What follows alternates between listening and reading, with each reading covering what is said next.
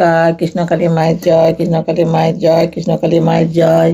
বন্ধুরা সব কেমন আছো এই ঠান্ডায়? হ্যাঁ, আমিও ঠান্ডায় খুব একটা ভালো নাই।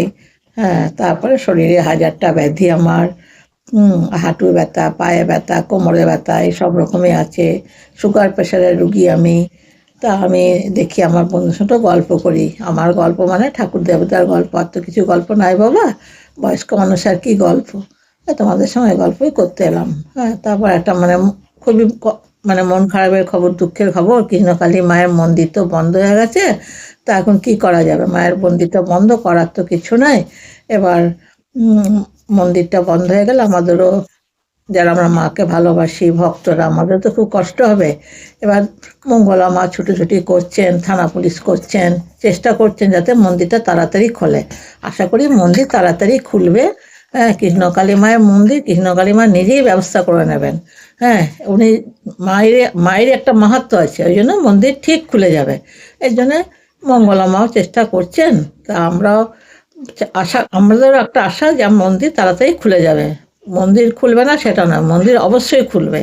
হ্যাঁ, ভক্তরা, প্রতিটি ভক্তই কৃষ্ণকালী মাকে খুবই ভালোবাসে, শ্রদ্ধ ভক্তি করে।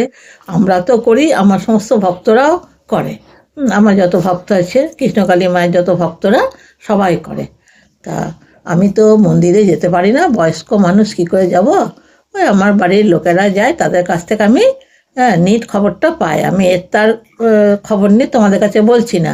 আমি আমার ঘরের লোকই যায়, তাদের কাছ থেকে নিখুঁত খবরটা নিয়ে আমি তোমাদের কাছে জানাচ্ছি।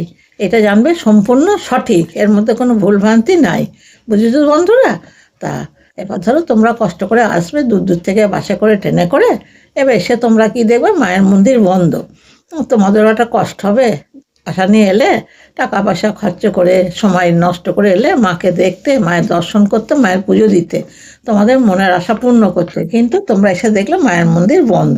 তাহলে সেখানে কী হবে বলো? সেখানে তো মনটা দুঃখ লাগবে, তাই না? ওই জন্য তোমাদের কাছে আমি কথাগুলো পরিষ্কার যতটুকুন জানি, আমার ঘরের লোককে পাঠিয়ে আমি ততটুকুনি বলছি। কিন্তু আপনারা যেটা দেখে এসছে সেটা সঠিক, আমি লোক মুখে শুনে বলছি না। ঠিক আছে বাবা?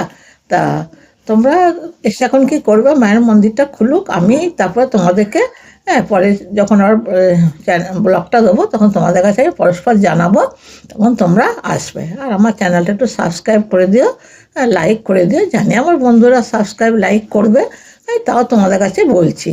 হ্যাঁ, এটা করতে তো আরও পয়সা লাগবে না, একটু করে দেবে বাবা, কেমন? আর কি বলবো? তাহলে তাহলে আমি আসছি আবার তোমাদের কাছে। আমি যখন সমস্ত খবর পাবো, নিট খবর পাবো, তখন জানাবো। হ্যাঁ, জয় কৃষ্ণকালী মায়ের জয়, জয় কৃষ্ণকালী মায়ের জয়, জয় কৃষ্ণকালী মায়ের জয়। টাটা।